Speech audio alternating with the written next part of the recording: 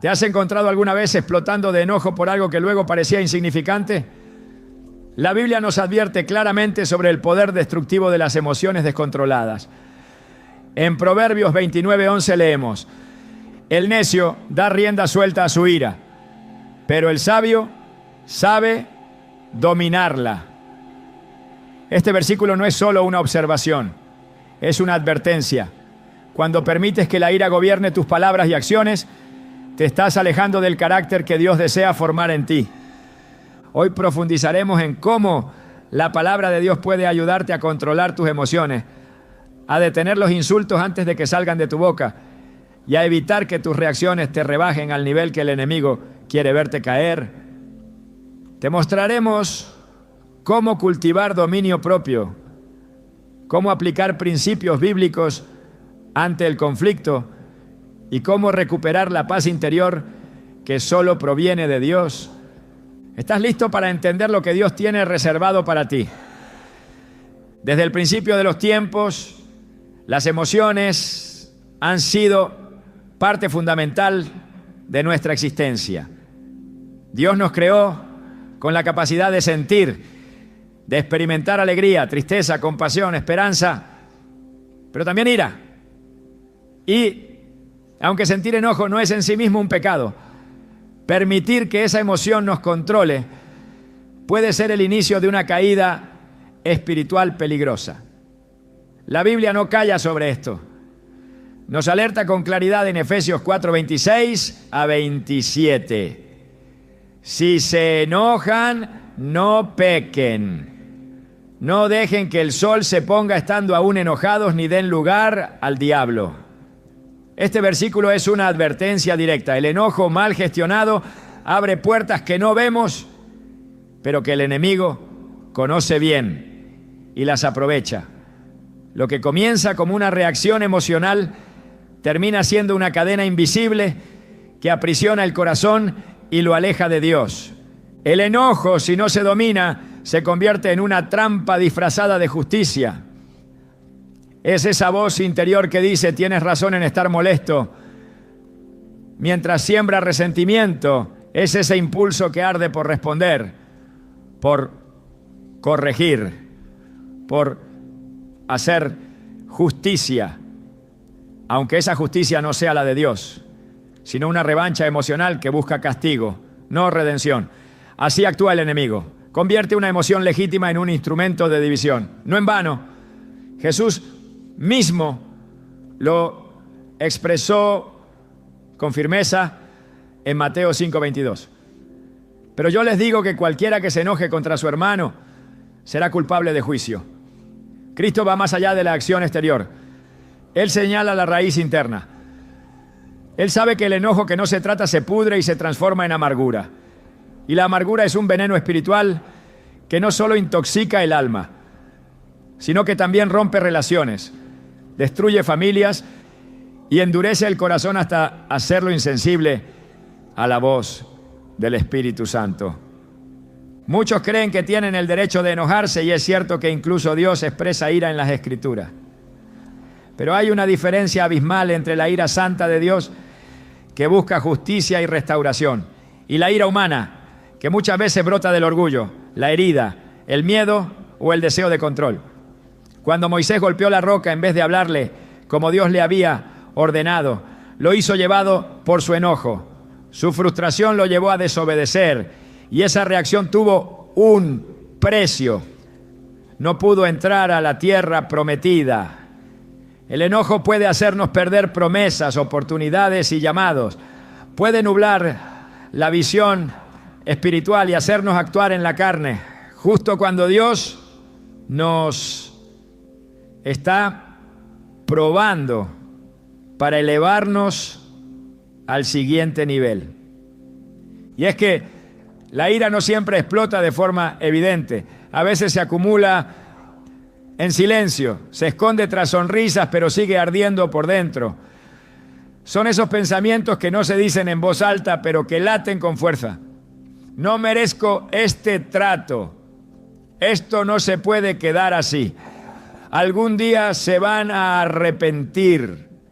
El problema es que esa ira silenciosa se convierte en una fortaleza espiritual. Hebreos 12:15 nos advierte: cuídense de que nadie deje de alcanzar la gracia de Dios, de que ninguna raíz de amargura brote y cause dificultades, contaminando a muchos. El enojo retenido genera raíces ocultas que no solo afectan al que las lleva, sino también a quienes le rodean. Padres que hieren a sus hijos con miradas duras, esposos que levantan muros de silencio, amigos que se alejan sin explicación. Todo esto puede comenzar con un enojo no tratado, con una reacción emocional no rendida ante Dios. En la historia de Caín y Abel encontramos una de las manifestaciones más trágicas del enojo. Caín se enojó porque Dios miró con agrado la ofrenda de su hermano, pero no la suya. Y ese enojo, en lugar de llevarlo al arrepentimiento, lo empujó al resentimiento. Génesis 4, 6-7 relata: entonces el Señor le dijo a Caín: ¿por qué estás tan enojado? ¿Por qué andas cabizbajo? Si hicieras lo bueno, podrías andar con la frente en alto. Pero si haces lo malo, el pecado te acecha como una fiera lista para atraparte. No obstante, tú puedes dominarlo. Dios le advirtió, le dio una salida, le mostró que tenía el poder de dominar su enojo. Pero Caín eligió alimentar su ira y terminó asesinando a su propio hermano. Así de lejos puede llevarnos una emoción no controlada. Por eso, cuando la Biblia dice que el pecado está a la puerta, no es una metáfora exagerada, es una realidad espiritual. ¿Y tú cuántas veces has sentido que esa fiera acecha tu interior? ¿Cuántas veces una conversación incómoda se ha convertido en una guerra de palabras? ¿Cuántas decisiones precipitadas has tomado bajo el fuego de la ira? El problema es que el enojo no solo ciega, también endurece. Hace que justifiquemos nuestras acciones sin considerar sus consecuencias. Nos convierte en jueces de los demás, pero nunca de nosotros mismos. El enojo inflama, exagera, tergiversa. Hace que lo que podría haberse solucionado con una palabra de perdón se convierta en una ruptura definitiva. Y esa es exactamente la estrategia del enemigo: dividir, destruir, separar. Jesús, en su enseñanza más radical sobre las emociones, nos muestra un camino completamente opuesto. En Mateo 5:44 declara: amen a sus enemigos, bendigan a los que los maldicen, hagan bien a los que los aborrecen y oren por los que los persiguen. Este mandamiento no es humano, es divino. No se puede obedecer sin la ayuda del Espíritu Santo. Porque amar al que te hiere, orar por el que te insulta y bendecir al que te traiciona es lo contrario de lo que nuestra carne desea hacer. Pero es lo que nuestro espíritu necesita para crecer. Solo cuando renunciamos al derecho de vengarnos, abrimos la puerta al poder de Dios para actuar. Solo cuando callamos nuestro enojo, Él puede hablar con justicia. Uno de los ejemplos más poderosos de control emocional lo encontramos en la vida de David. Cuando Saúl lo perseguía injustamente, David tuvo la oportunidad de matarlo mientras dormía. Sus hombres incluso lo animaron a hacerlo, diciendo que era una señal divina. Pero David respondió: no extenderé mi mano contra mi Señor, porque Él es el ungido del Señor. 1 Samuel 24:6. David entendía que la justicia no le pertenecía a él, sino a Dios. No actuó por impulso, no dejó que el enojo dictara su conducta, y por eso fue llamado un hombre conforme al corazón de Dios. Porque incluso en medio de la persecución, eligió obedecer a Dios por encima de sus emociones. Hoy muchos viven atrapados en cadenas de enojo que han normalizado. Han hecho de su temperamento una excusa. Así soy yo, no me busques porque me vas a encontrar, dicen. Pero esa actitud no es identidad, es esclavitud. Romanos 6:16 dice: ¿no saben que cuando se entregan a alguien para obedecerlo como esclavos, son esclavos de aquel a quien obedecen? Y cada vez que dejamos que el enojo tome el control, estamos obedeciendo a una emoción, no al espíritu. Estamos rindiéndonos a una naturaleza caída que fue crucificada con Cristo. No se trata de reprimir las emociones, no, sino de redimirlas. Dios no quiere que finjas que no sientes enojo, quiere que se lo entregues, que aprendas a canalizarlo de manera santa, que ores cuando todo en ti quiera gritar, que respires cuando todo en ti quiera golpear, que calles cuando todo en ti quiera herir. Esa es la verdadera fortaleza. Proverbios 16:32 lo expresa así: mejor es el que tarda en airarse que el fuerte, y el que se enseñorea de su espíritu que el que toma una ciudad. A los ojos de Dios, el verdadero guerrero no es el que gana discusiones, sino el que domina sus impulsos, el que no necesita destruir a otro para afirmar su valor, el que elige ser moldeado por el espíritu en lugar de reaccionar desde la carne. Y si hasta hoy el enojo ha gobernado tus reacciones, no estás condenado.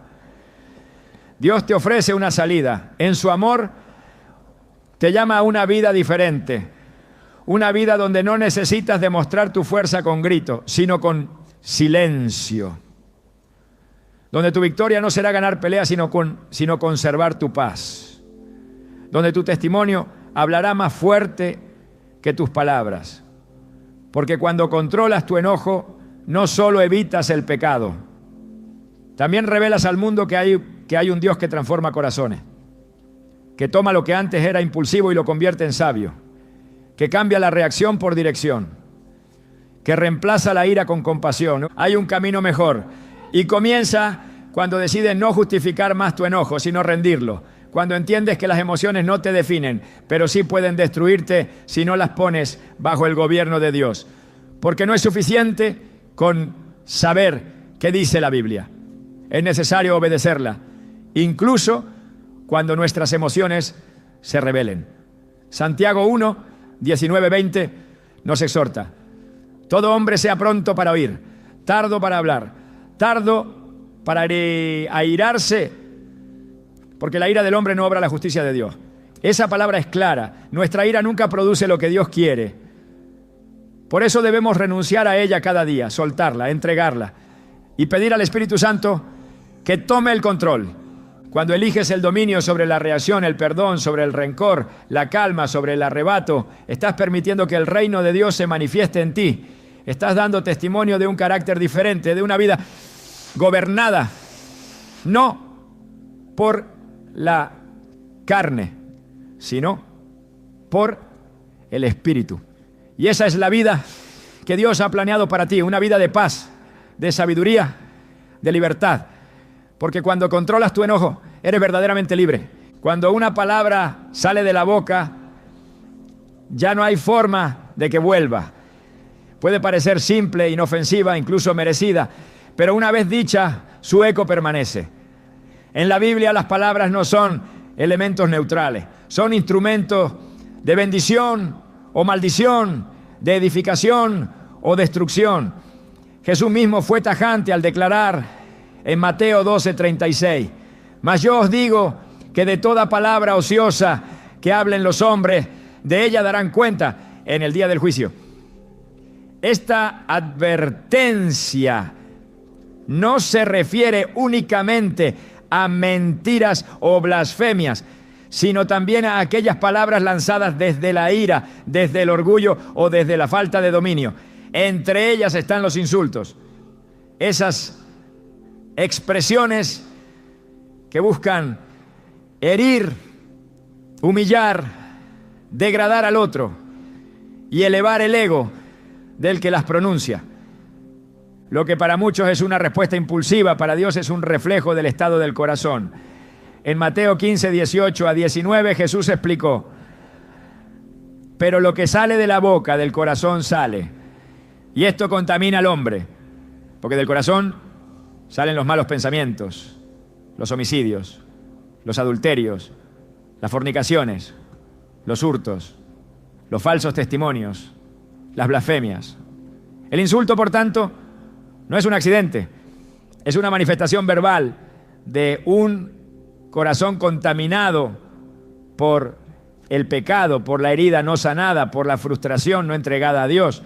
Cuando el alma no ha sido purificada, la lengua se convierte en un canal de destrucción. No hay insulto inocente. Toda palabra que busca desvalorizar al otro revela una rebelión interna contra el carácter de Cristo. El apóstol Santiago dedicó un pasaje completo a advertirnos sobre la lengua. En Santiago 3:6 lo afirma con fuerza. La lengua también es un fuego, un mundo de maldad.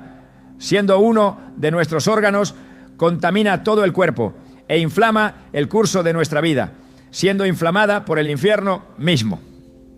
Esta declaración revela la raíz espiritual de los insultos. No son solo un hábito social ni una consecuencia cultural. Son una llama que el infierno enciende para destruir desde adentro. El insulto no siempre es ruidoso. Puede disfrazarse de sarcasmo, de crítica velada, de burla. Puede pronunciarse con una sonrisa o incluso en silencio, con una mirada cargada de desprecio. Pero el efecto espiritual es el mismo. Deshonra al otro, lo degrada, lo convierte en objeto.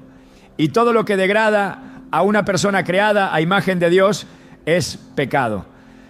En Génesis 1:27 se nos dice que Dios creó al ser humano a su imagen. Por lo tanto, cada vez que se insulta, se desprecia indirectamente esa imagen divina. El insulto no solo ofende al que lo recibe, sino también al que lo creó. Jesús llevó este principio aún más lejos en el Sermón del Monte. En Mateo 5:22 afirmó: pero yo os digo que cualquiera que se enoje contra su hermano será culpable de juicio. Y cualquiera que diga raca quedará expuesto al concilio. Y cualquiera que diga necio quedará expuesto al infierno de fuego. Aquí Jesús iguala el insulto con un pecado digno de juicio. No se trata de exageración retórica, sino de una revelación espiritual. La palabra raca era una expresión aramea de desprecio, una forma de vaciar de valor al otro. Llamar necio a alguien no era una simple queja, sino una condena pública de su dignidad. Jesús no condena solo el asesinato físico, sino también el asesinato verbal, que puede matar la esperanza, la identidad y la paz del prójimo. La gravedad del insulto también radica en su capacidad de multiplicarse. Una palabra hiriente rara vez se queda sola. Provoca reacción, despierta orgullo, hiere profundamente y muchas veces engendra una cadena de conflictos que se prolonga en el tiempo. Proverbios 15. Uno nos da una advertencia sabia. La respuesta amable calma el enojo, pero la palabra áspera aumenta la ira. Cada vez que respondemos con un insulto, no estamos resolviendo el conflicto, lo estamos avivando. Estamos sembrando más división, más resentimiento, más dolor. El insulto también es una forma de juicio. Cuando insultamos a alguien, lo etiquetamos, lo encerramos en una identidad que nosotros decidimos imponer. Pero el único que tiene autoridad para definir la identidad del ser humano es Dios. Por eso, cuando usamos palabras para marcar al otro, estamos usurpando un lugar que no nos pertenece. En Romanos 14:4, Pablo escribe: ¿tú quién eres que juzgas al criado ajeno? Para su propio Señor está en pie o cae, pero estará firme, porque poderoso es el Señor para hacerle estar firme. Este versículo desarma la raíz de muchos insultos: la arrogancia espiritual, la falsa superioridad, el deseo de corregir con violencia lo que solo el Espíritu puede transformar con gracia. El insulto no tiene lugar en la boca de quien ha nacido de nuevo. Colosenses 3:8 lo dice sin ambigüedades. Pero ahora dejad también vosotros todas estas cosas: ira, enojo, malicia, blasfemia, palabras deshonestas de vuestra boca.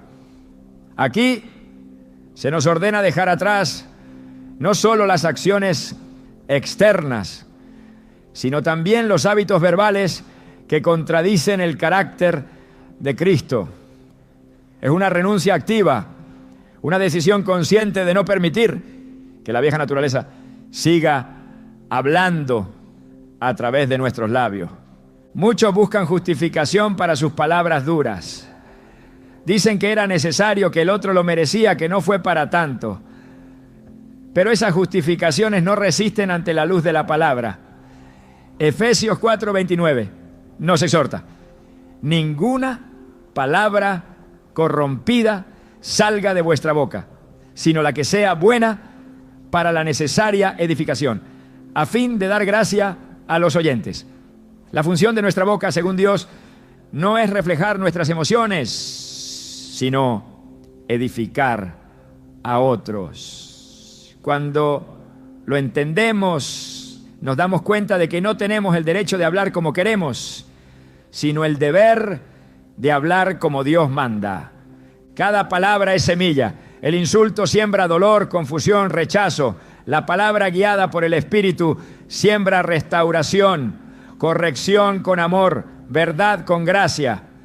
En Proverbios 18:21 se nos revela una realidad espiritual ineludible. La muerte y la vida están en poder de la lengua, y los que la aman comerán de sus frutos. Toda vez que insultamos, sembramos muerte, muerte en las relaciones, muerte en la confianza, muerte en el alma del otro.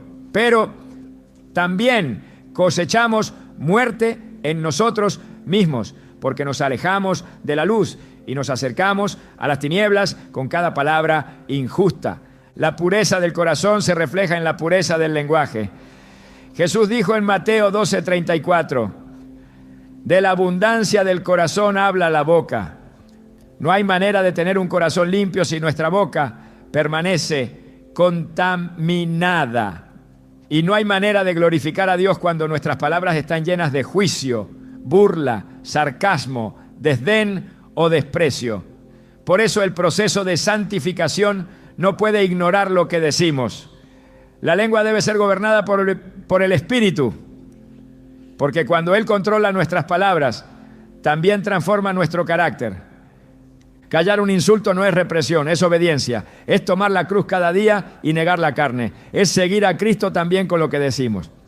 En el 1 Pedro 3:9 encontramos una exhortación que desafía todo impulso natural, no devolviendo mal por mal, ni insulto por insulto, sino por él. Contrario, bendiciendo, sabiendo que fuisteis llamados para que heredaseis bendición. El llamado del creyente no es a reaccionar, sino a responder, no a pagar con la misma moneda, sino a reflejar el carácter de aquel que cuando fue insultado no respondió con insulto, y cuando fue herido no amenazó, sino que se encomendó al que juzga con justicia. El insulto no es fuerza, es debilidad disfrazada. Es un corazón que no ha aprendido a canalizar el dolor en oración, que no ha aprendido a confiar en la justicia de Dios, que aún actúa como si el juicio le perteneciera a Él. Pero el creyente maduro no necesita levantar la voz para tener autoridad, ni necesita herir para hacerse escuchar. Su autoridad está en la mansedumbre, su fuerza está en el dominio propio, su impacto está en la palabra sazonada con sal, como enseña Colosenses 4:6. Sea vuestra palabra siempre con gracia, sazonada con sal, para que sepáis cómo debéis responder a cada uno. Los cielos registran lo que decimos. No hay palabra que se pronuncie sin ser escuchada por el que todo lo ve. Y cuando comprendemos esta verdad, entendemos que cada conversación es una oportunidad de obedecer o una ocasión para deshonrar. Por eso, la santidad no se vive solo en lo que hacemos, sino también en lo que decimos. La lengua, aunque pequeña, tiene el poder de incendiar un bosque entero, como advierte Santiago 3:5. Pero también puede ser usada para alabar, consolar, corregir con sabiduría y transmitir la verdad con amor. El insulto es un hábito que debe ser arrancado de raíz. No puede ser tolerado como algo inofensivo. No puede ser normalizado en las relaciones, ni camuflado en bromas. Porque cada vez que lo hacemos, permitimos que lo profano contamine lo sagrado. Somos templo del Espíritu Santo y nuestras palabras deben reflejar esa santidad. En 1 Corintios 6:19 se nos recuerda: ¿o ignoráis que vuestro cuerpo es templo del Espíritu Santo?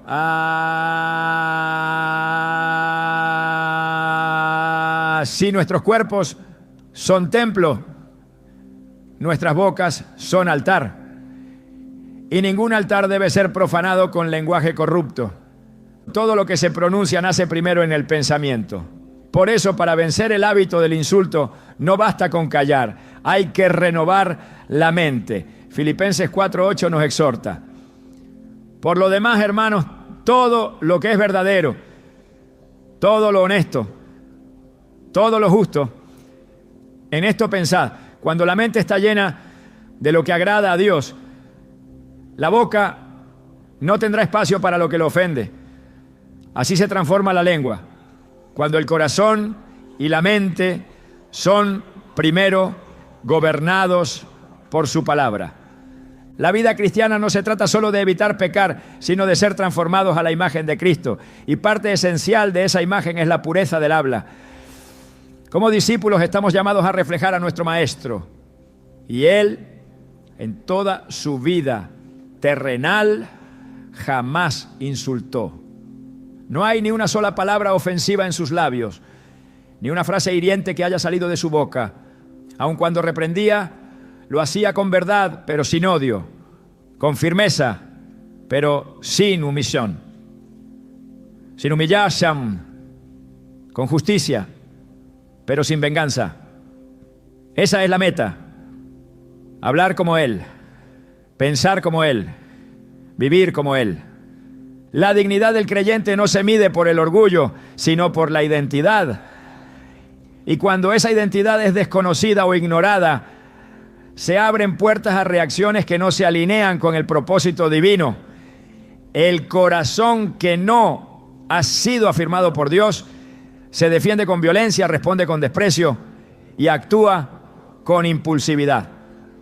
Por eso, una de las formas más comunes en las que el enemigo busca desfigurar al Hijo de Dios es empujándolo a rebajarse, a responder desde la carne, a perder el control.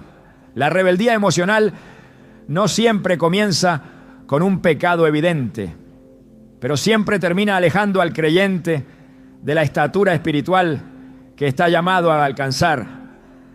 El que conoce quién es en Cristo no necesita rebajarse para demostrar su valor. No necesita gritar para ser escuchado, ni humillar para sentirse fuerte. El apóstol Pablo lo entendía con claridad. En 2 Corintios 10, 3-4, escribió: pues, aunque andamos en la carne, no militamos según la carne, porque las armas de nuestra milicia no son carnales, sino poderosas en Dios para la destrucción de fortalezas. Las emociones descontroladas son fortalezas. Y uno de los terrenos más fértiles para que se levanten es cuando olvidamos que somos nuevas criaturas, embajadores del reino, portadores de una naturaleza que ya no responde como antes, que ya no reacciona como el mundo espera. El mundo aplaude al que se defiende con dureza, al que no se deja pisotear, al que responde con la misma moneda. Pero en el reino de Dios la victoria no está en la revancha, sino en la obediencia. El que se rebaja ante el insulto o la ofensa no está ganando nada, está perdiendo su testimonio. Jesús enseñó una lógica opuesta a la del mundo. En Mateo 5:39 dijo: pero yo os digo, no resistáis al que es malo. Antes, a cualquiera que te hiera en la mejilla derecha, vuélvele también la otra. Esta instrucción no es debilidad, es madurez. Es el fruto de una vida que ya no se define por la opinión ajena, sino por la aprobación del Padre. Rebajarse no es simplemente contestar con rabia, es actuar desde una identidad rota, desde un corazón que ha olvidado que ha sido sellado por el Espíritu. En Gálatas 2:20 Pablo declara: con Cristo estoy juntamente crucificado, y ya no vivo yo, mas vive Cristo en mí. Esa verdad transforma la forma de reaccionar. Si Cristo vive en el creyente, no hay lugar para la reacción carnal, para el impulso destructivo, para la necesidad de tener siempre la última palabra. Cada vez que respondemos con orgullo o venganza, negamos la vida de Cristo en nosotros. Cada vez que nos rebajamos, volvemos al hombre viejo, al que fue crucificado con él, y le damos nuevamente control. La palabra de Dios no solo nos dice lo que debemos evitar, sino lo que debemos vestir. En Colosenses 3:12-13 encontramos una instrucción directa. Vestíos pues, como escogidos de Dios, santos y amados, de entrañable misericordia, de benignidad, de humildad, de mansedumbre, de paciencia, soportándoos unos a otros y perdonándoos unos a otros, si alguno tuviere queja contra otro. Vestirse de Cristo implica asumir la dignidad de quien ha sido redimido, transformado, apartado para un propósito mayor.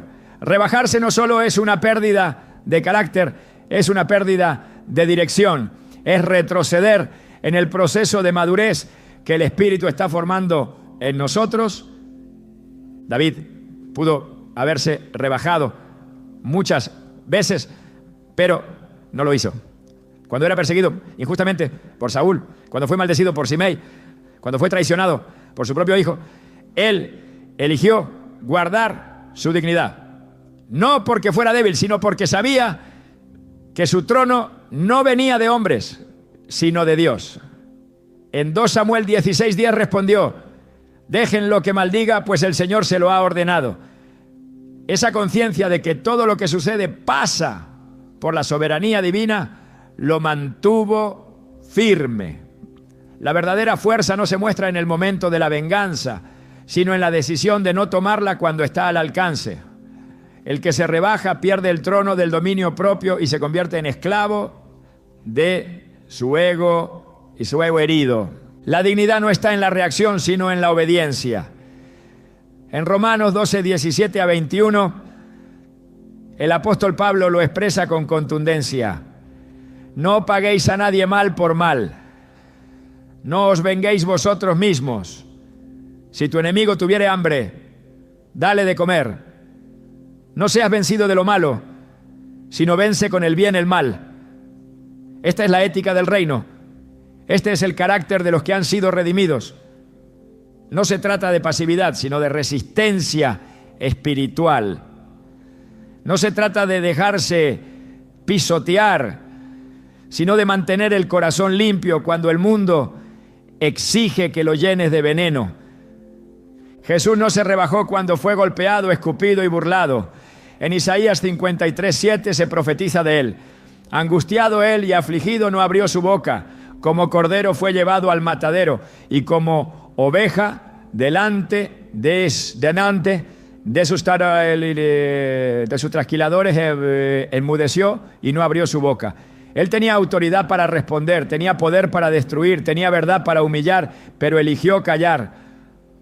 Su silencio no fue cobardía, fue gobierno espiritual. Mostró que quien está afirmado por el Padre no necesita probar nada ante los hombres. El que se conoce en Dios no necesita vengarse, porque sabe que su causa está en manos del justo juez. Cuando reaccionamos con ira, con desprecio, con burla, no solo nos rebajamos ante los ojos del otro, sino también ante los ojos del cielo. Nos alejamos del modelo de Cristo y nos alineamos con la carne. Y la carne nunca produce justicia.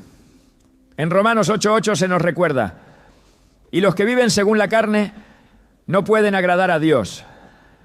Rebajarse es vivir según la carne, es ceder el control al ego herido, es dejar que las emociones definan nuestras acciones. Pero el creyente no fue llamado a vivir por reacción, sino por dirección. El Espíritu no nos guía a defender nuestro orgullo, sino a reflejar a Cristo, incluso cuando somos provocados. El que se rebaja termina diciendo cosas que no puede retractar, tomando decisiones de las que luego se arrepiente, destruyendo puentes que quizás nunca se reconstruyan. Proverbios 14:29 dice: el que tarda en airarse es grande de entendimiento, mas el que es impaciente de espíritu enaltece la necedad. No hay sabiduría en rebajarse, solo hay derrota espiritual. El sabio mide sus respuestas, pesa sus palabras, calcula el impacto de cada reacción, porque entiende que en cada momento de conflicto se juega no solo su imagen, sino su fidelidad al llamado. Mantener la altura espiritual no significa permitir el abuso ni justificar la injusticia. Significa responder con el carácter de Cristo. Significa decir la verdad con mansedumbre, corregir con gracia, defender con integridad. Efesios 4:15. Exhorta a hablar la verdad en amor, lo cual requiere dominio, discernimiento, sabiduría. Rebajarse es actuar sin filtro, sin propósito, sin visión. Es permitir que el enemigo use nuestras emociones como herramientas de división, cuando fuimos llamados a ser instrumentos de reconciliación. Nuestra identidad en Cristo nos eleva por encima de la reacción inmediata. 1 Pedro 2:9 nos recuerda: mas vosotros sois linaje escogido, real sacerdocio, nación santa, pueblo adquirido por Dios. Esa identidad no es simbólica, es espiritual. Fue comprada con sangre, fue sellada con el Espíritu, fue declarada en los cielos. Y quien la reconoce, camina con otra actitud.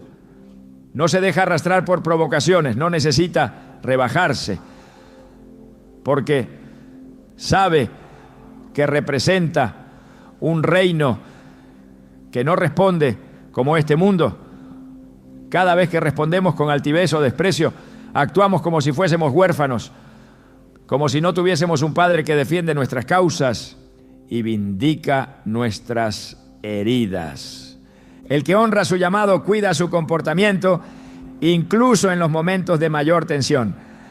No para aparentar perfección, sino porque sabe que está siendo observado no solo por los hombres, sino también por los ángeles.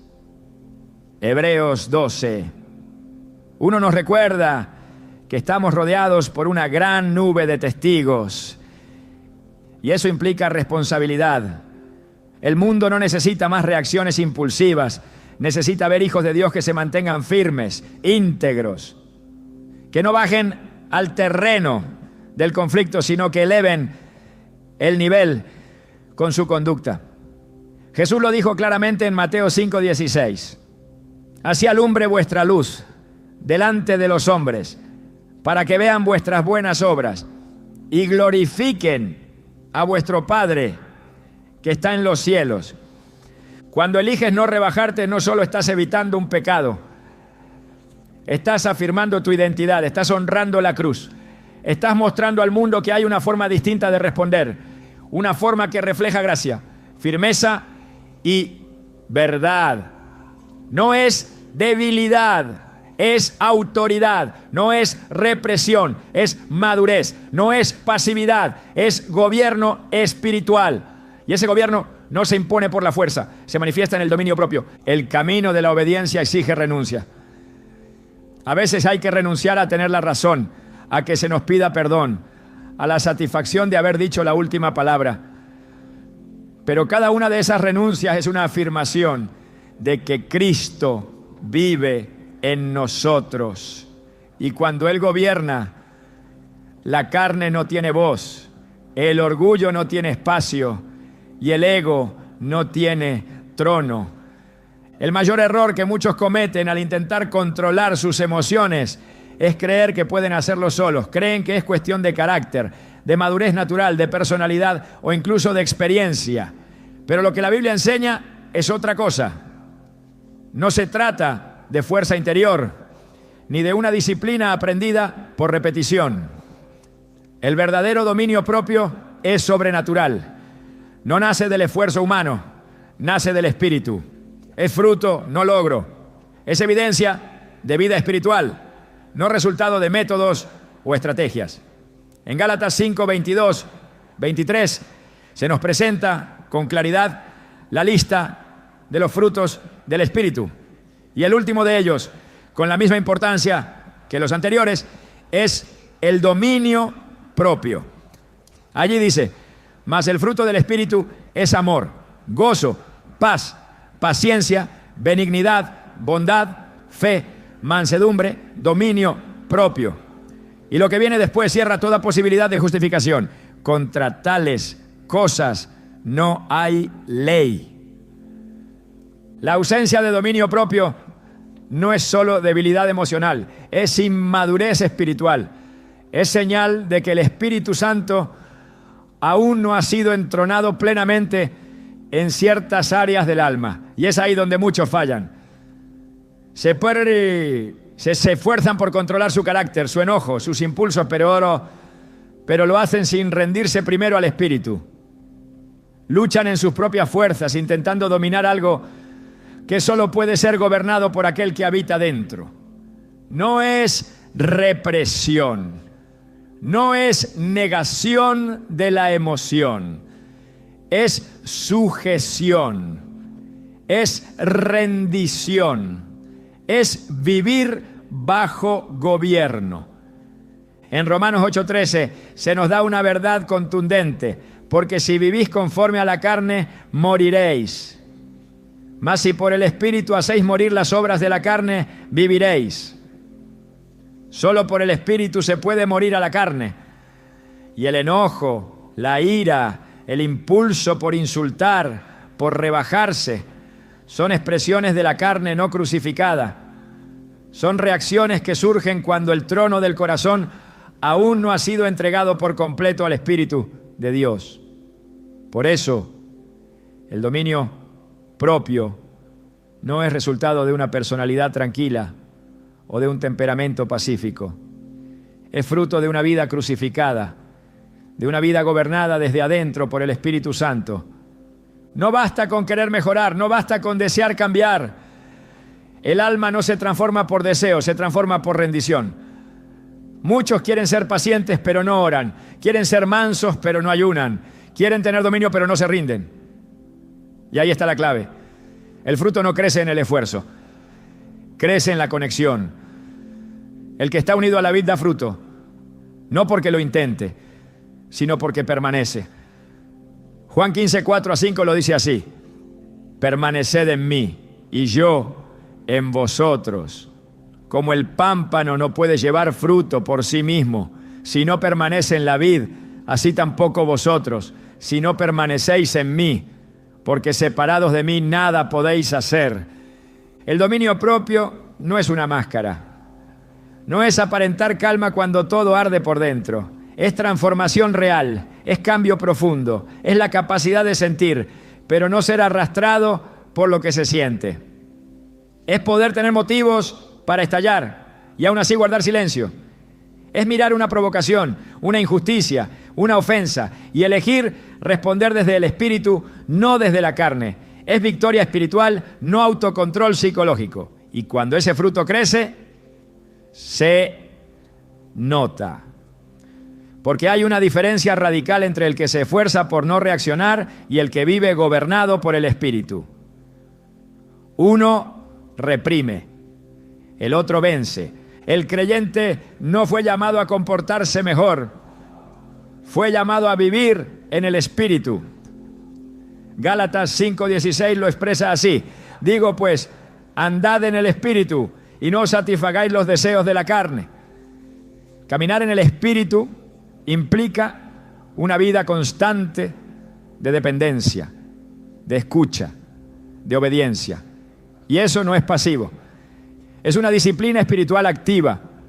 Es despertar cada día reconociendo la necesidad del Espíritu para dominar lo que por naturaleza desea descontrolarse.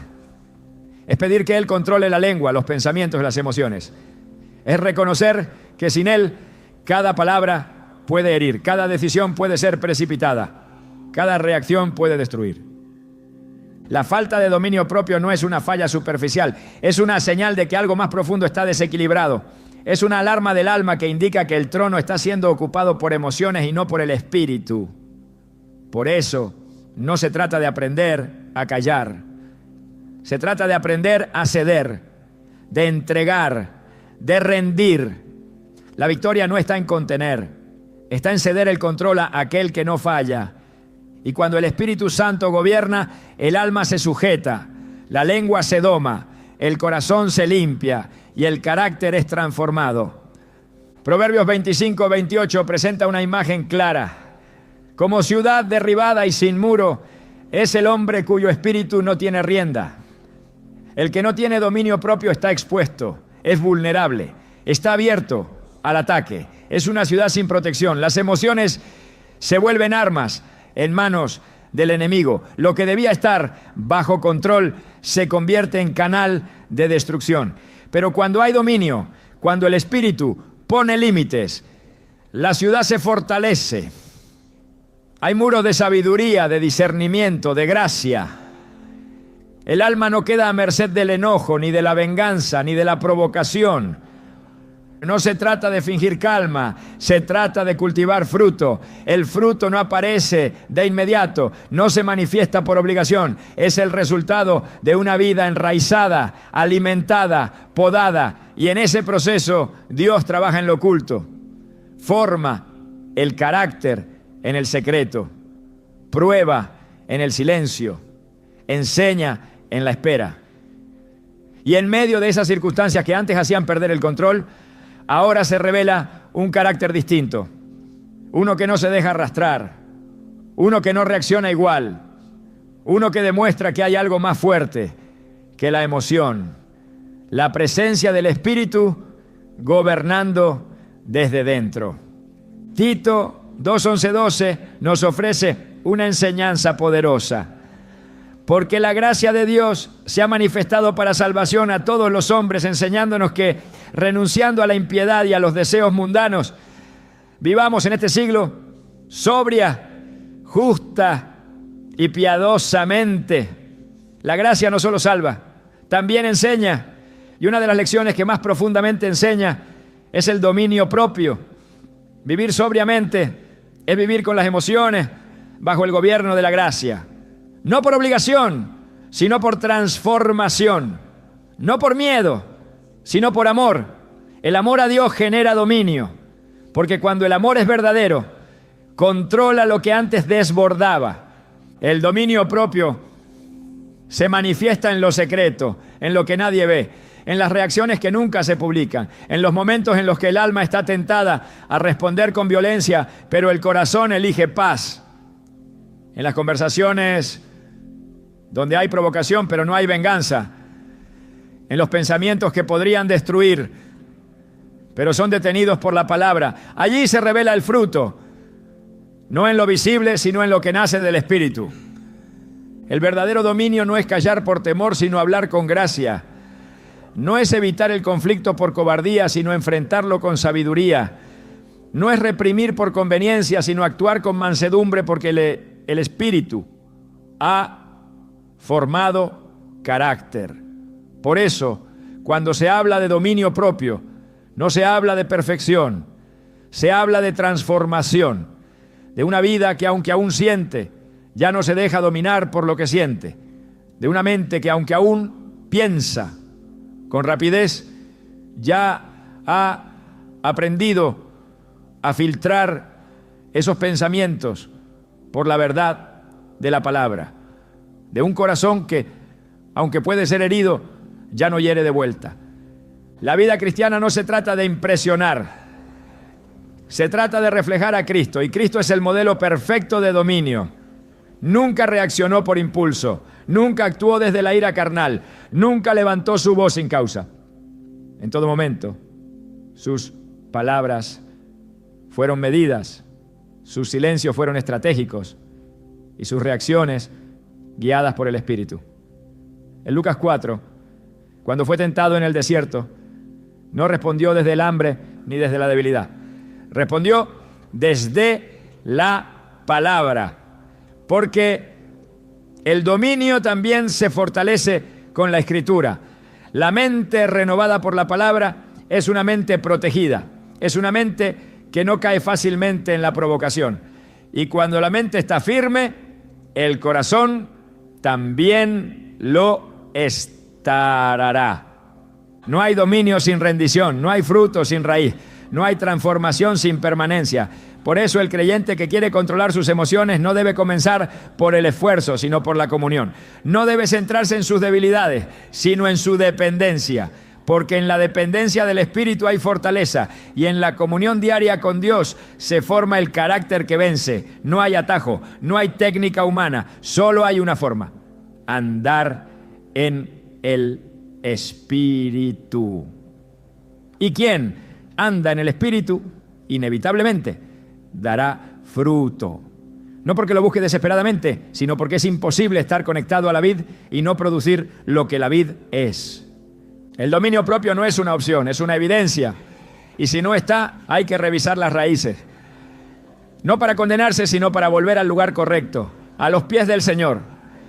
Allí donde comienza toda transformación, donde el alma se aquieta, donde el corazón se ordena, donde la lengua se sujeta, allí donde el espíritu toma el control y el yo es crucificado. Ese es el lugar donde se produce el verdadero dominio.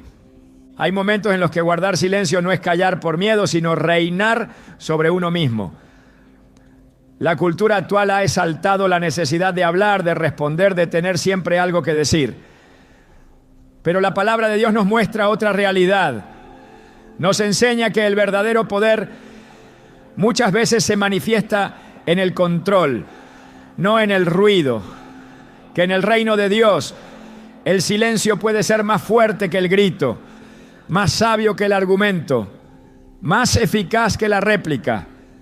Proverbios 17, 27 a 28 revela esta verdad con claridad. El que ahorra sus palabras tiene sabiduría. De espíritu prudente es el hombre entendido. Aún el necio, cuando calla, es contado por sabio. El que cierra sus labios es entendido. Este silencio no es pasividad, es sabiduría en acción. Es la decisión deliberada de no reaccionar como todos esperan, de no encender un fuego cuando se tiene el poder de apagarlo. No es indiferencia, es gobierno espiritual. Jesús mismo en su camino hacia la cruz enfrentó acusaciones, mentiras, provocaciones y no respondió. Mateo 27, 12 a 14 lo registra con precisión. Y siendo acusado por los principales sacerdotes y por los ancianos, nada respondió. Pilato entonces le dijo: ¿no oyes cuántas cosas testifican contra ti? Pero Jesús no le respondió ni una palabra. De tal manera que el gobernador se maravillaba mucho. En ese silencio hubo más autoridad que en 1000 discursos. En ese silencio hubo obediencia, propósito, dominio absoluto. Guardar silencio no es reprimir, es discernir. Es saber cuándo hablar y cuándo dejar que Dios hable por uno. Es no tomar la defensa propia como una necesidad urgente, sino confiar en que el Señor es quien vindica, quien expone, quien juzga con justicia. En Éxodo 14:14, cuando el pueblo de Israel estaba atrapado entre el mar y el ejército egipcio, Dios dijo a través de Moisés: Jehová peleará por vosotros y vosotros estaréis tranquilos. Hay batallas que solo se ganan en el silencio, porque el silencio de un corazón confiado es la declaración más fuerte de fe. No todos los silencios agradan a Dios. El silencio por cobardía, por apatía, por negligencia no es virtud. Pero el silencio que nace de la mansedumbre, de la confianza, de la sabiduría espiritual, es señal de madurez.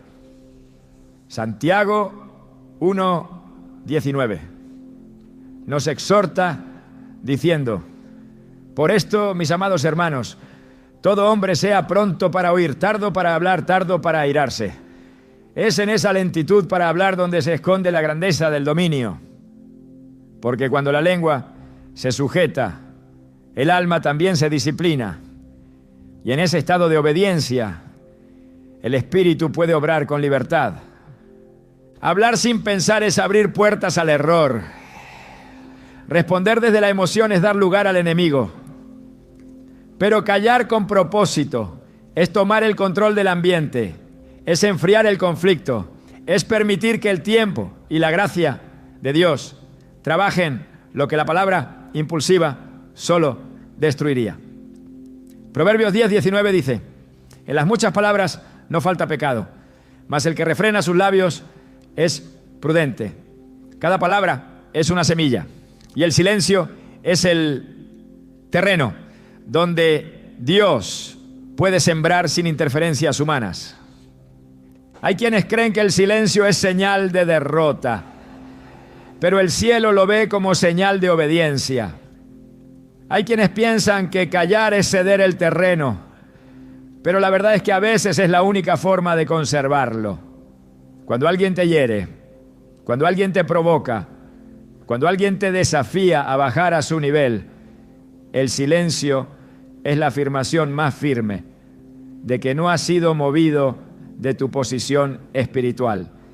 Es el escudo invisible de los que no viven para la aprobación del mundo, sino para la honra de Dios. El silencio también es una forma de misericordia, porque no todo lo que se piensa debe decirse, porque no toda verdad necesita ser pronunciada en el momento, porque a veces el silencio guarda al otro de una herida innecesaria y a ti mismo de una culpa que más tarde pesará. Colosenses 4:6 nos instruye así: sea vuestra palabra siempre con gracia, sazonada con sal, para que sepáis cómo debéis responder a cada uno. El silencio en muchos casos es la única respuesta con gracia posible cuando todo dentro quiere gritar. Callar no es dejar de sentir, es decidir no ser dominado por lo que se siente. Es ejercer dominio propio no solo en el cuerpo, sino también en la boca. Es colocar un altar delante de los labios y rendir allí cada impulso, cada palabra no santificada, cada frase que si se dijera podría apagar lo que Dios estaba construyendo. Salmo 141, 3 clama: pon guarda a mi boca, oh Jehová, guarda la puerta de mis labios. El salmista entendía que la boca puede ser la puerta por donde se escapa la paz, la unidad, la unción. El silencio no es vacío, es espacio para que Dios actúe. Es reverencia, es espera, es sabiduría. A veces la mejor respuesta es la que no se da. Porque mientras el otro habla, mientras acusa, mientras provoca, tú estás sembrando algo eterno, el carácter de Cristo en tu interior. Y esa siembra traerá cosecha, porque no hay obediencia sin recompensa, no hay dominio sin fruto, no hay silencio rendido sin intervención divina. El Espíritu Santo no necesita ruido para obrar. A menudo actúa con más poder en el silencio que en el estruendo. Y el alma que ha aprendido a callar en el momento justo es un alma que ha sido formada. No se nace sabiendo callar, se aprende, se cultiva, se desarrolla. Es parte de la madurez espiritual, es parte de la vida crucificada, es parte del proceso de santificación. Y cuando el corazón ha entendido esto, ya no responde como antes. Ya no entra en discusiones innecesarias. Ya no se deja atrapar por la urgencia de hablar. El silencio no es un arma débil. Es la respuesta de los fuertes, de los que han aprendido que no todo debe decirse, que no todo merece una réplica, que no toda provocación necesita ser respondida. Es el lenguaje de los que han decidido que su paz es más valiosa que su orgullo, que su obediencia es más importante que su argumento, que la voz del Espíritu es más alta que cualquier ruido exterior. Controlar la ira no es suficiente si la raíz que la alimenta sigue viva, porque mientras la herida permanezca, la emoción seguirá buscando una salida. El enojo que se repite, el impulso que regresa, la palabra dura que escapa sin ser planeada, son síntomas de algo más profundo.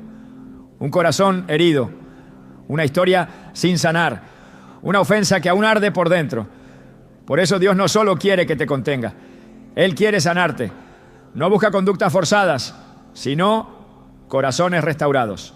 No quiere verte esforzándote por no estallar, sino libre de aquello que te empuja a perder el control. El Salmo 147:3 declara: Él sana a los quebrantados de corazón y venda sus heridas. Es en esa sanidad donde comienza la verdadera transformación. Cuando Dios toca la raíz, el fruto cambia. Cuando Él entra en la zona donde nació el dolor, lo que antes brotaba como enojo, ahora se convierte en testimonio de restauración. No se trata solo de dominar lo que sientes, sino de dejar que el Espíritu cure lo que estás cargando. Porque la ira muchas veces no es más que el grito de una herida no atendida. Dios no trabaja en la superficie, su obra es profunda, va más allá del comportamiento. En Ezequiel 36:26 dijo: Os daré corazón nuevo y pondré espíritu nuevo dentro de vosotros, y quitaré de vuestra carne el corazón de piedra, y os daré un corazón de carne. No es una mejora, es un reemplazo, no es una corrección externa, es una transformación interna. El corazón de piedra no solo es insensible, también es reactivo. El corazón de carne siente, pero no destruye. Es tierno, es moldeable, es capaz de ser guiado por el Espíritu. Solo con ese nuevo corazón es posible romper el ciclo de enojo que ha acompañado a tantos por años.